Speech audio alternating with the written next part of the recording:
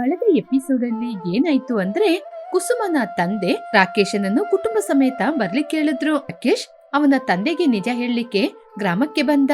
ಆ ಕಡೆ ಕಾವ್ಯ ರಾಕೇಶಿಗೆ ಸಹಾಯ ಮಾಡುತ್ತಾ ರಘುರಾಮ್ ಕುಟುಂಬದವರೆಲ್ಲ ಭೂಷಣ್ ರಾವ್ ಮನೆಗೆ ಬಂದ್ರು. ಆದರೆ ಭೂಷಣ್ ರಾವ್ ಅಲ್ಲಿ ರಘುರಾಮ್ ಕುಟುಂಬವನ್ನು ಅವಮಾನ ಮಾಡ್ಬೇಕು ಅಂತ ಆಲೋಚನೆ ಮಾಡ್ದ. ಕಾವ್ಯ ಅವಳ ಮಾತಿನಿಂದ ಭೂಷಣ್ ರಾವ್ ಮಾತನ್ನು ಹೊಡೆದು ಹಾಕಿದ್ಲು. ಕೊನೆಗೆ ಕಾವ್ಯನ ಮಾತಿನಂತೆ ಕುಸುಮ ಮತ್ತು ರಾಕೇಶಿಗೆ ಮದ್ವೆ ಮಾಡಲು ಎಲ್ಲರೂ ತೀರ್ಮಾನ ಮಾಡಿದ್ರು. ಇವಾಗ ಪ್ರಸ್ತುತ ಮಹೇಂದ್ರಪುರದ ರಘುರಾಮ್ ಅವರ ಮನೆಯಲ್ಲಿ ಹಬ್ಬದ ವಾತಾವರಣ ಏರ್ಪಟ್ಟಿತು. ರಾಕೇಶಿಗೆ ಮದುವೆ ನಿಶ್ಚಯವಾಯಿತು ಅಂತ ವಿಷಯ ಎಲ್ಲರಿಗೂ ಹಬ್ಬಿತ್ತು. 2 ದಿನಗಳ ನಂತರ ಭೂಷಣ್ ರಾವ್ ಅವರ ಕಡೆಯಿಂದ ರಘುರಾಮ್ ಅವರಿಗೆ ಫೋನ್ ಬಂತು. ನಮಸ್ಕಾರ ಬಾವಾ, ಚೆನ್ನಾಗಿದ್ದೀರಾ? ಬಾವಾ, ನಾನು ಚೆನ್ನಾಗಿದ್ದೀನಿ, ನೀವು ಚೆನ್ನಾಗಿದ್ದೀರಾ? ಏನ್ ವಿಶೇಷ, ಕಾಲ್ ಮಾಡಿದೀರಾ? ಅಂದ್ರೆ ನನ್ ಮಗಳ ಜಾತಕ, ನಿಮ್ಮ ಮಗನ ಜಾತಕನ ಜ್ಯೋತಿಷರ ಬಳಿ ಕೊಟ್ಟೆ. ಇಬ್ಬರ ಜಾತಕ ಚೆನ್ನಾಗಿದೆ ಅಂತ ಹೇಳಿದ್ರು. 6 ತಿಂಗಳು 10ನೇ ತಾರೀಕು ಒಳ್ಳೆ ಮುಹೂರ್ತದ ದಿನ ಅಂತೆ. ಅದಕ್ಕೇನೆ ಮದುವೆ ಬಗ್ಗೆ ಮಾತಾಡೋಣ ಅಂತ ನಾನು ಫೋನ್ ಮಾಡಿದ್ದು. ಸರಿ ಬಾವಾ, ನೀವು ಹೇಳಿದ್ಮೇಲೆ ಮುಗ್ದೋಯ್ತು. ಹೇಳಿ, ಮದುವೆನ ಯಾವ ಹಾಲಲ್ಲಿ ಇಟ್ಕೊಳ್ಳೋದು, ಯಾವ ಕ್ಯಾಟ್ರಿಂಗ್ ಅವರಿಗೆ ಹೇಳೋದು, ಹಾಗೇನೆ ಫೋಟೋಗ್ರಫಿಯವರು, ಇಂಥ ವಿಷಯದ ಬಗ್ಗೆ ಮಾತಾಡಿದ್ರೇನೆ ನಮಗೆ ಒಂದು ತೀರ್ಮಾನ ಬರೋದು. ನೋಡಿ ಬಾವಾ, ನನಗಿರೋದು ಒಬ್ಳು ಮಗಳು. ಅವಳ ಮದುವೆ ತುಂಬಾ ಗ್ರ್ಯಾಂಡ್ ಆಗಿ ನಡಿಬೇಕು. ನನಗೆ ಪಟ್ಟಣದಲ್ಲಿರುವ ಅತಿ ದೊಡ್ಡ ಫಂಕ್ಷನ್ ಹಾಲಲ್ಲೇ ಮದುವೆ ನಡಿಬೇಕಾಗುತ್ತೆ. ಇದಕ್ಕೆ ಸುಮಾರು ಒಂದು 20 ಲಕ್ಷ ಖರ್ಚಾಗ್ಬೋದು. ಅದಕ್ಕೇನೆ 10 ಲಕ್ಷ ನಾನು ಹಾಕ್ತೀನಿ, ಇನ್ನು ಉಳಿದ 10 ಲಕ್ಷ ನೀವಾಕಿ. ಎಲ್ಲ ಖರ್ಚು ಮಾಡುವಾಗ ಸರಿಯಾಗುತ್ತೆ. ಹಾಗಾಗಿ ಒಬ್ಬೊಬ್ರು 10 ಲಕ್ಷ ಖರ್ಚು ಮಾಡೋಣ. ನೀವು ಏನ್ ಹೇಳ್ತೀರಾ ಬಾವಾ? 10 ಲಕ್ಷ ಅಂತ ಹೇಳಿದ ತಕ್ಷಣ ರಘುರಾಮಿಗೆ ತಲೆ ತಿರುಗುವ ಹಾಗೆ ಆಯಿತು. ಕೈಯೆಲ್ಲ ಫೋನ್ ಹಿಡಿಯಲು ಸಾಧ್ಯವಾಗದೆ ನಡುಗ್ತಾ ಇತ್ತು. ಎದೆ ಡವಡವ ಅಂತ ಬಡ್ಕೋತಾ ಇತ್ತು.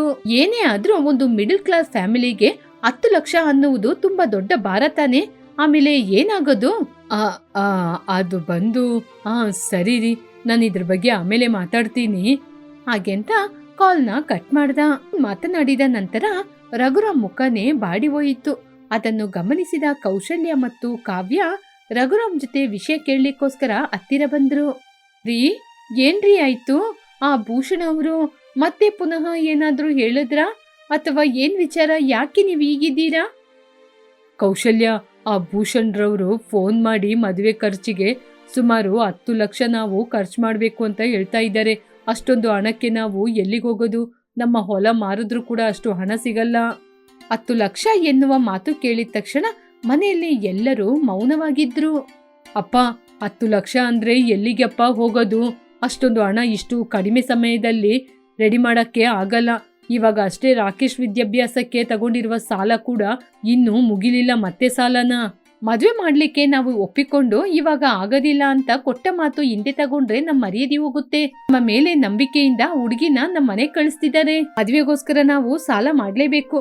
ನಮ್ಮ ಮನೆನ ಅಡ ಇಟ್ರೆ ಆ ವೀರೇಶಂ ಸಾಲ ಕೊಡ್ತಾರ ಅಂತ ಒಮ್ಮೆ ಕೇಳಿ ನೋಡಿ.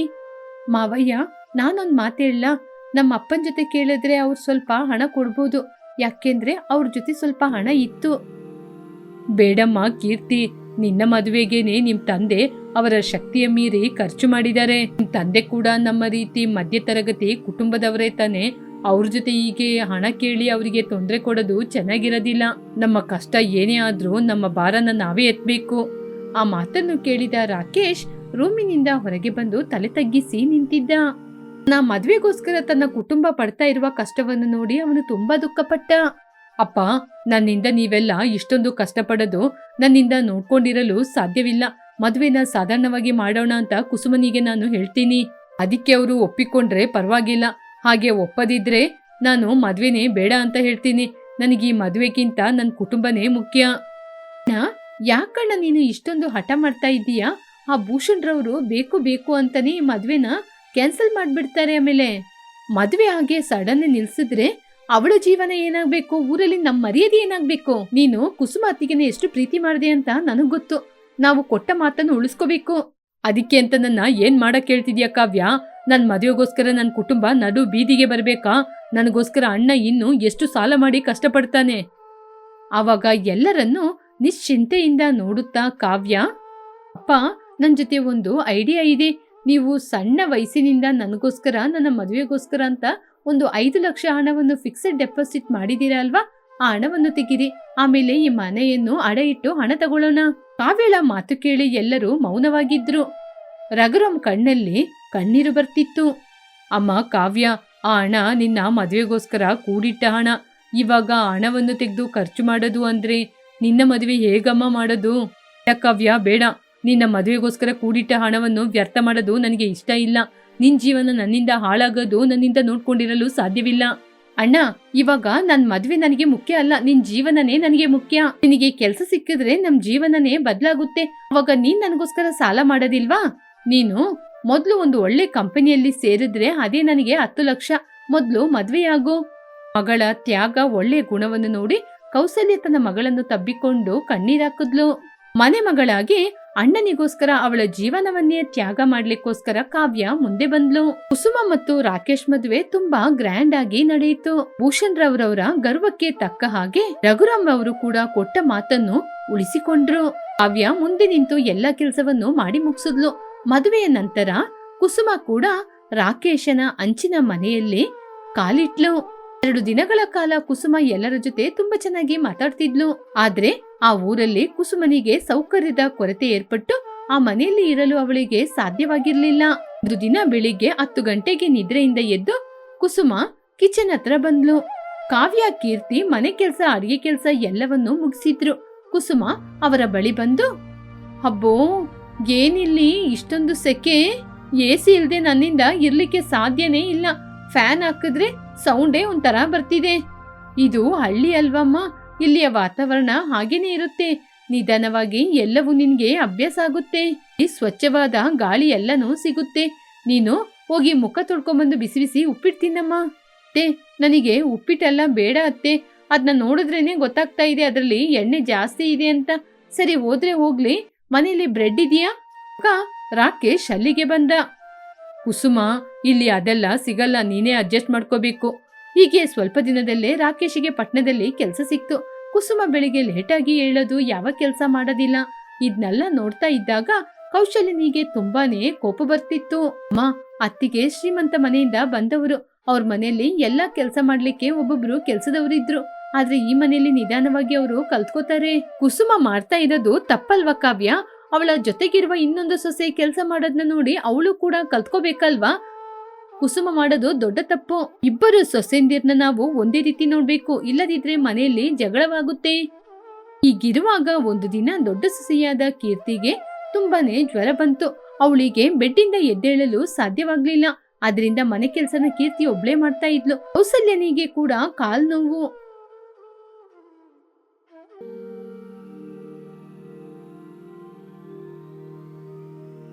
ಕುಸುಮ, ಕೀರ್ತಿಗೆ ಸ್ವಲ್ಪ ಮೈಗೆ ಹುಷಾರಿಲ್ಲ.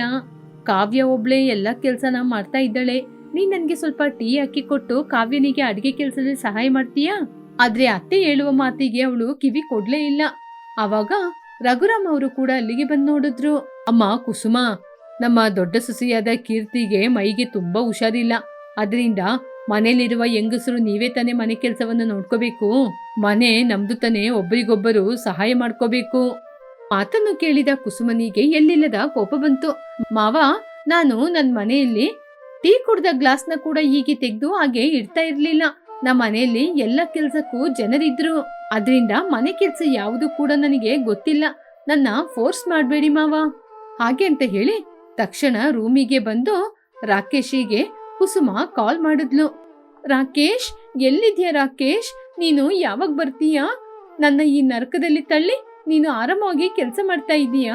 ಈ ಮನೆಯವರೆಲ್ಲ ನನ್ನ ಒಬ್ಳು ಕೆಲಸದವಳ ಹಾಗೆ ನೋಡ್ತಾ ಇದ್ದಾರೆ. ನಾನು ಈ ಮನೆಯಲ್ಲಿ ಒಂದು ನಿಮಿಷ ಕೂಡ ಇರೋದಿಲ್ಲ. ಕುಸುಮ ರಾಕೇಶ್ ಜೊತೆ ಮಾತಾಡೋದು ಕೌಸಲ್ಯ ಕೇಳಿ ಅವರ ಎದೆ ಬಡಿದಂತ ಇತ್ತು. ಕುಸುಮ ಸುಳ್ಳು ಹೇಳುವ ಮಾತುಗಳು ಅವಳಿಂದ ಸಹಿಸಲು ಸಾಧ್ಯವಾಗಿರ್ಲಿಲ್ಲ. ಅವಳ ರೂಮಿಗೆ ಹೋಗಿ, ಕುಸುಮ, ನೀನು ನಿನ್ ಗಂಡನ್ ಜೊತೆ ಈ ರೀತಿ ಹೇಳಿದ್ರೆ ಅವ್ನು ನಮ್ಮ ಕುಟುಂಬದ ಬಗ್ಗೆ, ನಮ್ ಬಗ್ಗೆ ಏನ್ ಆಲೋಚನೆ ಮಾಡ್ತಾನೆ? ನೀನು ಹಾಗೆಲ್ಲ ಹೇಳಿದ್ದು ತಪ್ಪಲ್ವಮ್ಮ. ನಾವೆಲ್ಲಿ ಅಮ್ಮ ನಿನಗೆ ಆದಷ್ಟು ಕಷ್ಟ ಕೊಟ್ಟಿದ್ದು? ಒಂದು ಟೀ ಮಾಡಕ್ ಹೇಳಿದ್ದು ಕಷ್ಟನಾ? ಅಂದ್ರೆ ನಿಮ್ ಮಗನಿಗೆ ತೊಂದ್ರೆ ಆಗುವ ರೀತಿ ನಾನ್ ಮಾಡದ್ನ ನಮ್ ತಂದೆ ಅವಾಗ್ಲೇ ಹೇಳಿದ್ರು. ಆ ಬಡವರ ಮನೆಗೆ ಹೋಗ್ಬೇಡ, ನಿನಗೆ ಯಾವ ಸೌಕರ್ಯನೂ ಇರೋದಿಲ್ಲ ಅಂತ. ನಾನೇ ತಾನೇ ಅವ್ರ ಮಾತು ಕೇಳದೆ ಬಂದಿದ್ದು. ಹೀಗೆ ಜಗಳ ಮಾತಿನಿಂದ ಮಾತು ಜೋರಾಗ್ತಾ ಇರುವಾಗ ಕಾವ್ಯ ಅಲ್ಲಿಗೆ ಬಂದ್ಲು. ಅಮ್ಮ, ಯಾಕಮ್ಮ ಈ ಕೆಲ್ಸನ ಅತ್ತಿಗೆಗೆ ಹೇಳ್ತೀಯಾ? ಅವರಿಗೆ ಈ ಕೆಲ್ಸ ಎಲ್ಲ ಗೊತ್ತಿಲ್ಲ ಅಲ್ವಾ? ನೀವೇನು ಚಿಂತೆ ಮಾಡ್ಬೇಡಿ, ಎಲ್ಲಾ ಕೆಲ್ಸ ನಾನ್ ಮಾಡ್ತೀನಿ. ಅತ್ತಿಗೆ, ಅಮ್ಮ ನನ್ ಮೇಲೆ ಇರುವ ಪ್ರೀತಿಯಿಂದ ನಿಮ್ ಜೊತೆ ಹಾಗೆ ಮಾತಾಡಿದ್ದು, ನೀವು ಬೇಜಾರ್ ಮಾಡ್ಕೋಬೇಡಿ. ಕ್ಷಣ ಕುಸುಮ ಅಲ್ಲಿಂದ ಹೊರಟು ಹೋದ್ಲು. ಕಾವ್ಯ ನಿಧಾನವಾಗಿ ಕೌಶಲ್ಯನನ್ನು ರೂಮಿಗೆ ಕರ್ಕೊಂಡ್ಬಂದ್ಲು. ಅಮ್ಮ, ಅತ್ತಿಗೆ ಮನೆ ಕೆಲ್ಸ ಅಡುಗೆ ಕೆಲ್ಸನೆಲ್ಲ ಅವರಾಗಿ ಸ್ವತಃ ಕಲ್ತ್ಕೋಬೇಕು. ನಾವು ಎಷ್ಟೇ ಹೇಳಿದ್ರು ಅವ್ರಿಗದು ತುಂಬಾ ದೊಡ್ಡ ಭಾರವಾಗಿ ಅನ್ಸುತ್ತೆ. ಅದುವರೆಗೂ ನಾವೇ ಮಾಡೋಣಮ್ಮ. ಸ್ವಲ್ಪ ದಿನಗಳ ನಂತರ ರಾಕೇಶ್ ಪಟ್ನದಿಂದ ಮನೆಗೆ ಬಂದ. ಅವನ ಮುಖದಲ್ಲಿ ಸಂತೋಷದ ಕಾಂತಿ ಇತ್ತು. ಅಮ್ಮ, ನನ್ಗೆ ಪಟ್ನದಲ್ಲಿ ದೊಡ್ಡ ಮಲ್ಟಿಮೇಟ್ಸ್ ಕಂಪನಿಯಲ್ಲಿ ಒಳ್ಳೆ ಕೆಲಸ ಸಿಕ್ಕಿದೆ.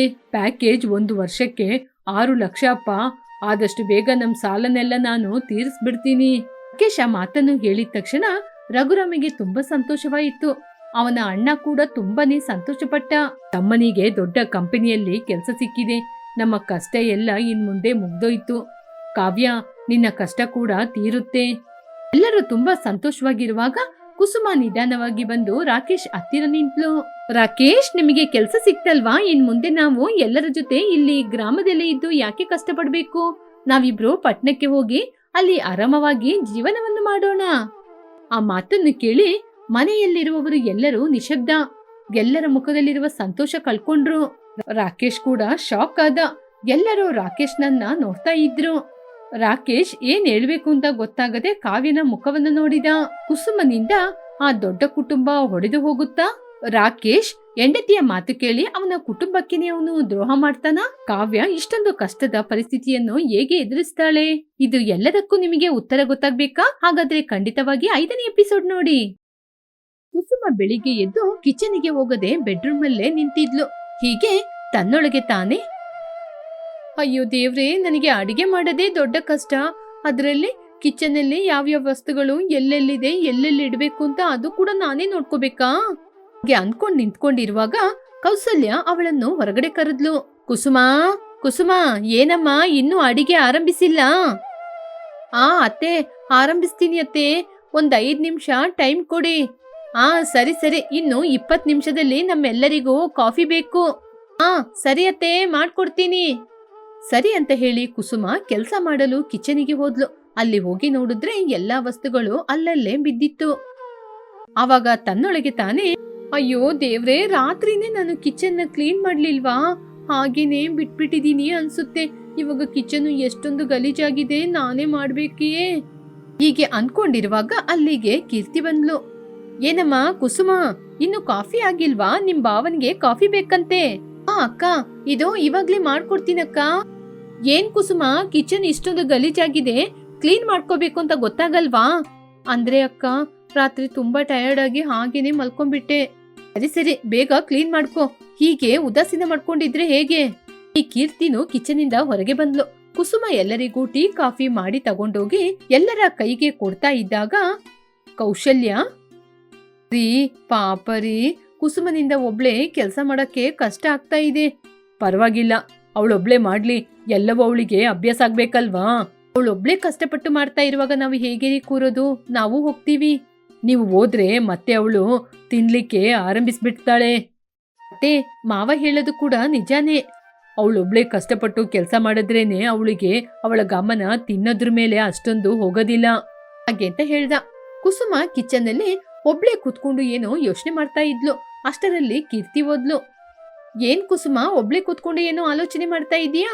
ಏನ್ ವಿಚಾರ? ಅಕ್ಕ, ಅಡಿಗೆ ಮಾಡೋದೇ ನನಗ್ ದೊಡ್ಡ ಕಷ್ಟ. ಅದ್ರಲ್ಲಿ ಎಲ್ಲಾ ವಸ್ತುಗಳು ಎಲ್ಲ ನೋಡ್ಕೋಬೇಕಂತೆ. ಹೌದಲ್ಲ ಕುಸುಮ, ಅಡಿಗೆ ಮಾಡುವಾಗ ಯಾವ್ಯಾವ ವಸ್ತು ಎಲ್ಲೆಲ್ಲಿದೆ, ಎಷ್ಟೆಷ್ಟಿದೆ ಅಂತ ನಿನಗ್ ತಾನೇ ಗೊತ್ತಾಗ್ಬೇಕು. ಅಕ್ಕ, ನನಗೆ ನೀವು ಸ್ವಲ್ಪ ಸಹಾಯ ಮಾಡ್ಬೋದಲ್ವಾ? ಅಯ್ಯೋ ಕುಸುಮ, ಮಾವನಿಗೆ ಗೊತ್ತಾದ್ರೆ ಅಷ್ಟೇ ಮತ್ತೆ. ಇಷ್ಟೊಂದು ಚಳಿಯಲ್ಲಿ ನಾನು ಒಬ್ಳೇ ಎಲ್ಲ ಕೆಲಸ ಮಾಡ್ಲಿಕ್ಕೆ ಎಷ್ಟೊಂದು ಕಷ್ಟ ಆಗ್ತಾ ಇದೆ. ಹಾಗಾದ್ರೆ ನೀನು ನಮಗೆ ಆರ್ಡರ್ ಮಾಡ್ತಾ ಇದ್ದೆ ಅಲ್ಲ, ಅವಾಗ ನಮಗೆ ಹೆಂಗಿರ್ಬೋದು? ನನಗೆ ಅದೆಲ್ಲ ಇವಾಗ್ಲೇ ಅರ್ಥ ಆಗ್ತಿರೋದು. ಸರಿ, ಮಾತೆಲ್ಲ ಆಮೇಲೆ, ಮೊದ್ಲು ಕೆಲಸ ಮಾಡು. ಹೀಗೆ ಕೀರ್ತಿ ಅಲ್ಲಿಂದ ಹೊರಗಡೆ ಹೋದ್ಲು.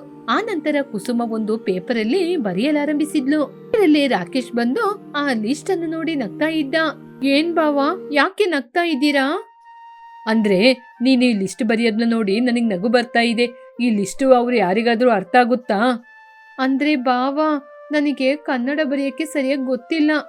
ಹೌದಣ್ಣ, ನನ್ನ ಹೆಂಡತಿಗೆ ತಿನ್ನದ್ ಬಿಟ್ಬಿಟ್ರೆ ಬೇರೆ ಇನ್ನೇನು ಗೊತ್ತಿಲ್ಲ. ಇಲ್ಲಿ ಕೂಡ ನಾನು ಅಳ್ಬೇಕಾರಿ? ಎಲ್ಲರ ಮುಂದೆ ನನ್ನ ಈ ರೀತಿ ಅವಮಾನ ಮಾಡ್ತೀರಲ್ಲ, ನೀವು ಮಾಡೋದು ಸರಿನಾ?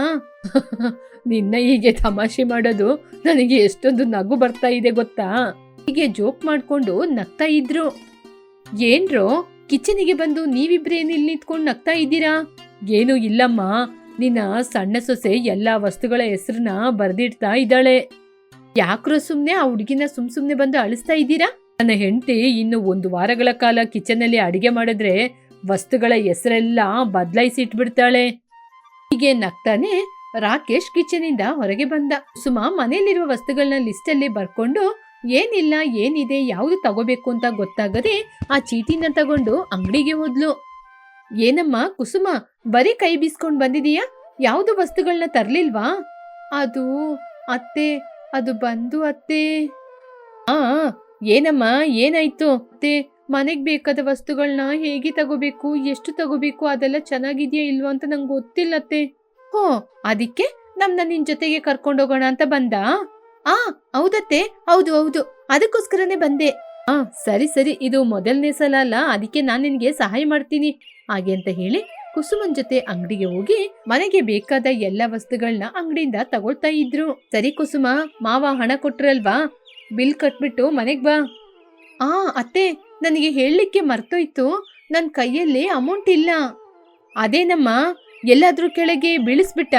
ಅದೆಲ್ಲ ಏನು ಇಲ್ಲತ್ತೆ, ಈ ಚಳಿಗೆ ನಂಗೆ ತುಂಬಾ ಹಸಿವಾಗ್ತಾ ಇತ್ತ. ರಸ್ತೆಯಲ್ಲಿ ಬರುವಾಗ ಬಿಸಿ ಬಿಸಿ ಬಜ್ಜಿ ಮಾರಾಟ ಮಾಡ್ತಿದ್ರು, ಅಲ್ಲೇ ಎಲ್ಲ ಇಸ್ಕೊಂಡು ತಿನ್ಬಿಟ್ಟೆ. ಏನು 5 ಪ್ಲೇಟ್ ಬಜ್ಜಿನ ಒಬ್ಳೆ ಕೂತ್ಕೊಂಡು ತಿಂದ? ಅಂದ್ರೆ ಅತ್ತೆ, ರುಚಿಯಾಗಿತ್ತ, ಅದಕ್ಕೆ ತಿನ್ಬಿಟ್ಟೆ ಹಾಗೆ ಅಂತ ಹೇಳಿದಾಗ ಕೌಶಲ್ಯನೇ ಆಶ್ಚರ್ಯಪಟ್ಲು. ಸರಿ 5 ಪ್ಲೇಟ್ ಬಜ್ಜಿ ತಿಂದಿದ್ಯಲ್ಲ, ಅದ್ ತಿಂದಿದ್ದು ನಿಂಗೆ ಜೀರ್ಣ ಆಗ್ಬೇಕಲ್ಲ, ಮನೆಗೆ ಹೋಗಿ ಮಾವನ್ ಜೊತೆಯಿಂದ ಹಣ ಕೇಳ್ಕೊಂಬಾ. ಏನು, ನಾನ್ ಮನೆಗೆ ಹೋಗಿ ಬರ್ಬೇಕಾ? ಹೌದಮ್ಮ, ನೀನೇ ಹೋಗಿ ಹಣ ತಗೊಂಬರ್ಬೇಕು ಹಾಗೆ ಅಂತ ಹೇಳಿದಾಗ ಇನ್ನು ಏನು ಮಾಡಲು ಸಾಧ್ಯವಾಗದೆ ಮನೆಗೆ ಹೋಗಿ ಹಣವನ್ನು ತೆಗೆದುಕೊಂಡು ಬಂದ್ಲು. ಮಧ್ಯಾಹ್ನಕ್ಕೆ ಕುಸುಮ ಪುಳಿಯೋಗರೆಯನ್ನು ಮಾಡಿದ್ಲು. ಏನ್ ಕುಸುಮ ಇದು ಹಸಿರು ಬಣ್ಣದಲ್ಲಿದೆ? ರೀ, ಇದು ಪುಳಿಯೋಗರೆ ರೀ. ಪುಳಿಯೋಗರೆ ಎಲ್ಲ ಕಡೆ ಕೆಂಪು ಬಣ್ಣದಲ್ಲಿ ಇರುತ್ತೆ, ಈ ರೀತಿ ಹಸಿರು ಬಣ್ಣದಲ್ಲಿ ಇರುತ್ತಾ? ಅಂದ್ರೆ ನಾನು ಯೂಟ್ಯೂಬ್ ಅಲ್ಲಿ ನೋಡಿ ಕೊತ್ತಂಬರಿ ಪುದೀನ ಪೇಸ್ಟ್ ಹಾಕಿ ಮಾಡ್ದೆ ರೀ. ಅಮ್ಮ ಕೇಳಿದ್ರಾ ನಿಮ್ ಸೊಸೆ ಏನ್ ಮಾಡಿಟ್ಟಿದ್ದಾಳೆ ಅಂತ? ಹಬ್ಬಬ್ಬಬ್ಬಾ, ಏನ್ರೋ ನಿಮ್ಮಿಬ್ರದು? ಅಮ್ಮ ನಿಮ್ ಸೊಸೆ ನೋಡಿದ್ರ ಪುಳಿಯೋಗರೆನ ಹಸಿರು ಬಣ್ಣದಲ್ಲಿ ಮಾಡಿದಾಳೆ ಹಾಗೆ ಅಂತ ಮತ್ತೆ ಅವಳನ್ನ ಅಳಿಸ್ತಾ ಇದ್ದ. ಅಷ್ಟರಲ್ಲಿ ರಘುರಾಮ್ ಅಲ್ಲಿಗೆ ಬಂದ್ರು. ಹುಡುಗಿ ನಿಧಾನವಾಗಿ ಕಲ್ತ್ಕೋತಾಳೆ, ಯಾಕೆ ಎಲ್ಲರ ಅವಳನ್ನ ಅಳಿಸ್ತಾ ಇದ್ದೀರಾ? ಮತ್ತೆ ಇನ್ನೇನಪ್ಪ, ಚೆನ್ನಾಗಿ ಎಲ್ಲ ಮಾಡಿದ್ನ ತಿನ್ನಕ್ಕಾಯ್ತದಲ್ಲ, ಚೆನ್ನಾಗಿ ಅಡಿಗೆ ಮಾಡಕ್ಕೆ ಮಾತ್ರ ಗೊತ್ತಿಲ್ವಾ?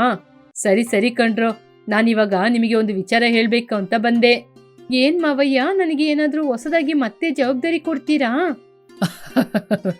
ಅದೆಲ್ಲ ಏನೂ ಇಲ್ಲಮ್ಮ, ನಾಳೆ ನಿಮ್ಮ ಅತ್ತೆಯ ಹುಟ್ಟು ಹಬ್ಬ ಕಣಮ್ಮ. ಹೌದು ಮಾವ, ಒಳ್ಳೆ ನ್ಯೂಸೇ ಹೇಳಿದೀರಾ. ಹೌದೌದು, ಅದಕ್ಕೇನೆ ಅವಳಿಗೋಸ್ಕರ ನಾವು ಒಳ್ಳೆ ಡಿನ್ನರ್ನ ಏರ್ಪಾಡು ಮಾಡ್ಬೇಕು. ಆದ್ರೆ ಕುಸುಮ ಅಡುಗೆ ಮನೆಯಿಂದ ಹೊರಗಡೆ ಬರ್ಬೇಕು. ಹಾಗಾದ್ರೆ ಮಾವಯ್ಯ, ಇದು ನಿಜವಾದ ಸಂಗತಿ. ಅದೆಲ್ಲ ಏನು ಇಲ್ಲ, ಅತ್ತೆಗೋಸ್ಕರ ನಾನೇ ಸ್ವತಃ ನನ್ನ ಕೈಯಾರೆ ಬರ್ಡೇ ಕೇಕ್ ಮಾಡ್ತೀನಿ, ನೀವೆಲ್ಲ ನೋಡ್ತಾ ಇರಿ ಬೇಕಾದ್ರೆ. ಎಲ್ಲರೂ ಮತ್ತೆ ಕುಸುಮನ ಆಟಾಡ್ಸಿದ್ರು. ಆವಾಗ ಕೌಶಲ್ಯ, ಸಾಕು ಮಕ್ಳೆ, ಯಾಕೆ ಸುಮ್ನೆ ಕುಸುಮನ ಆಟಾಡ್ಸ್ತೀರಾ? ಅವಳು ನನಗೋಸ್ಕರ ಮಾಡ್ತೀನಿ ಅಂತ ಹೇಳಿದಾಳಲ್ಲ, ಮಾಡ್ಲಿ, ನೀವು ಸುಮ್ನೆ ಆಟಾಡ್ಸ್ಬೇಡಿ. ಸರಿ ಅಮ್ಮ, ಆದ್ರೆ ರುಚಿಯಾಗಿರ್ಬೇಕಮ್ಮ. ಸರಿ ಅತ್ತೆ, ಆದ್ರೆ ನಂದೊಂದು ಸಣ್ಣ ರಿಕ್ವೆಸ್ಟ್. ಏನದು? ನಾನು ಇದುವರೆಗೂ ಯೂಟ್ಯೂಬ್ ನೋಡಿನೇ ಎಲ್ಲ ಅಡಿಗೆನ ಮಾಡ್ತಾ ಇದ್ದೆ, ಆದ್ರೆ ಇವಾಗ ನೀವು ಪಟಪಟ ಅಂತ ಹೇಳ್ತಾ ಇರಿ, ನಾನು ಪಟಪಟ ಅಂತ ಮಾಡ್ತೀನಿ, ಅವಾಗ ತಪ್ಪುಗಳಾಗಲ್ಲ. ಸರಿಯಮ್ಮ, ನೀನ್ ಮಾಡ್ತೀನಿ ಅಂದ್ರೆ ನಾನು ಯಾಕೆ ನಿನ್ಗೆ ಸಹಾಯ ಮಾಡಲ್ಲ? ಖಂಡಿತವಾಗಿ ನಾನು ನಿನ್ಗೆ ಹೇಳ್ಕೊಡ್ತೀನಿ. ಥ್ಯಾಂಕ್ ಯು ಅತ್ತೆ. ಹೀಗೆ ದಿನಗಳು ಕಳೆಯಿತು. ಬರ್ಡೇ ದಿನ ಕೂಡ ಬಂತು. ಎಲ್ಲರೂ ಡಿನ್ನರ್ಗೋಸ್ಕರ ಕೂತ್ಕೊಂಡಿದ್ರು. ನಿನ್ನಮ್ಮನ ಬರ್ಡೇ ಅಂತ ಡಿನ್ನರ್ನ ಹೊರಗಡೆಯಿಂದ ಆರ್ಡರ್ ಮಾಡ್ದ ಏನೋ? ನಾನೇನ್ ಮಾಡಿಲ್ಲ, ಅಣ್ಣ ಏನಾದ್ರೂ ತಗೊಂಬಂದ್ರ ಗೊತ್ತಿಲ್ಲ.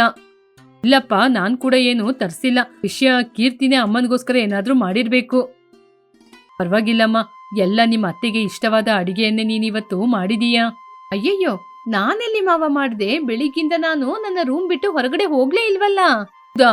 ಹಾಗಾದ್ರೆ ಇಷ್ಟು ಚೆನ್ನಾಗಿ ನೋಡ್ಲಿಕ್ಕೇನೆ ಚೆನ್ನಾಗಿದೆ, ಇಷ್ಟು ಚೆನ್ನಾಗಿ ಯಾರು ಮಾಡಿರ್ತಾರೆ? ಹೀಗೆ ಎಲ್ಲರೂ ಆಶ್ಚರ್ಯ ಪಡ್ತಾ ಇದ್ದಾಗ ಕುಸುಮ ಕೌಸಲ್ಯ ಹೊರಗಡೆ ಬಂದ್ರು. ಏನು, ಎಲ್ಲರೂ ಇಷ್ಟೊಂದು ಆಶ್ಚರ್ಯ ಪಡ್ತಾ ಇದ್ದೀರಾ? ಅಲ್ಲ ಕಣೆ, ಈ ಅಡುಗೆ ಎಲ್ಲ ನೀನೇ ಮಾಡಿದ್ದಾ? ಇಲ್ಲ ಇಲ್ಲ, ಈ ಅಡಿಗೆನ ನಮ್ ಕುಸುಮ ಮಾಡಿದ್ದು. ಎಲ್ಲರೂ ಶಾಕ್ ಆದ್ರು. ವಾಸನೆ ನೋಡಿದ್ರೆ ಇವತ್ತೇನೋ ಹೊಸ ಬದಲಾವಣೆ ಬಂದ ಹಾಗಿದೆ. ಹೌದು ಮಾವಯ್ಯ, ರುಚಿ ಕೂಡ ತುಂಬಾ ಚೆನ್ನಾಗಿದೆ. ಆದ್ರೆ ಇದೆಲ್ಲ ಕುಸುಮ ಮಾಡಿದ್ದು ಅಂದ್ರೆ ನನ್ನಿಂದ ನಂಬಕ್ಕಾಗ್ತಿಲ್ಲ. ಆದ್ರೂ ಮಾವ, ಇದು ಕುಸುಮನೇ ಮಾಡಿದ್ದು. ತುಂಬಾ ಚೆನ್ನಾಗಿ ಮಾಡಿದ್ಯಮ್ಮ, ನಿಜವಾಗ್ಲೂ ತುಂಬಾನೇ ರುಚಿಯಾಗಿದೆ. ಮಾತು ಕೇಳಿ ಕುಸುಮನಿಗೆ ತುಂಬಾ ಸಂತೋಷವಾಯಿತು. ನೋಡ್ದಮ್ಮ ಕುಸುಮ, ಮನ್ಸಿಟ್ಟು ಕೆಲಸ ಮಾಡಿದ್ರೆ ಅಡುಗೆ ಎಷ್ಟು ರುಚಿಯಾಗಿ ಚೆನ್ನಾಗಿ ಬರುತ್ತೆ ಅಂತ. ಹೌದತ್ತೆ, ನನಗೆ ಇವಾಗನೇ ಇದೆಲ್ಲ ಅರ್ಥ ಆಗ್ತಾ ಇರೋದು. ಇವತ್ತೇನೋ ಅತ್ತೆ ಹೇಳ್ಕೊಡ್ತಾ ಇದ್ರು, ನೀನ್ ಮಾಡ್ದೆ. ನಾಳೆ ಏನ್ ಮಾಡ್ತೀಯಾ? ನಾಳೆ ಕೂಡ ಅತ್ತೆ ಇರ್ತಾರಲ್ವಕ್ಕ, ಅವ್ರು ಹೇಳ್ತಾ ಇದ್ರೆ ನಾನ್ ಮಾಡ್ತಾ ಇರ್ತೀನಿ. ನಾಳೆ ಅಮ್ಮ ಮನೇಲಿ ಇರಲ್ಲ ಕುಸುಮ. ಹಾಗಾದ್ರೆ ಕೀರ್ತಿ ಅಕ್ಕ ಇರ್ತಾರಲ್ವಾ? ಇಲ್ಲ, ನಾಳೆ ನಾನು ಅತ್ತೆನೇ ಒಂದು ಫಂಕ್ಷನ್ಗೆ ಹೊರಡ್ತಾ ಇರೋದು. ಹಾಗಾದ್ರೆ ನಾಳೆ ಯಾರ ಗೈಡ್ಲೈನ್ಸ್ ಕೂಡ ಇಲ್ಲದೆ ಕುಸುಮ ಒಬ್ಳೆ ಮನೆಯನ್ನು ನೋಡ್ಕೋಬೇಕಾ? ಹೌದು ರಾಕೇಶ್. ಮಾವಯ್ಯ, ನನಗೇನು ಭಯ ಇಲ್ಲ. ಯಾರು ಇಲ್ಲದಿದ್ರು ಎಲ್ಲವನ್ನು ನಾನೇ ನೋಡ್ಕೋತೀನಿ. ನಿನಗೆ ಅಲ್ಲ ಕಣೆ ಭಯ, ನಮಗೆ. ಆ ಮಾತು ಕೇಳಿ ಎಲ್ಲರೂ ನಗ್ತಾ ಇದ್ರು. ಕೌಸಲ್ಯ ಕೀರ್ತಿ ಇಲ್ಲದೆ ಕುಸುಮ ಹೇಗೆ ಒಬ್ಳೆ ಮ್ಯಾನೇಜ್ ಮಾಡ್ತಾಳೆ ಅಂತ ರಾಜೇಶ್ ರಾಕೇಶ್ ಕಾಯ್ತಾ ಇದ್ರು.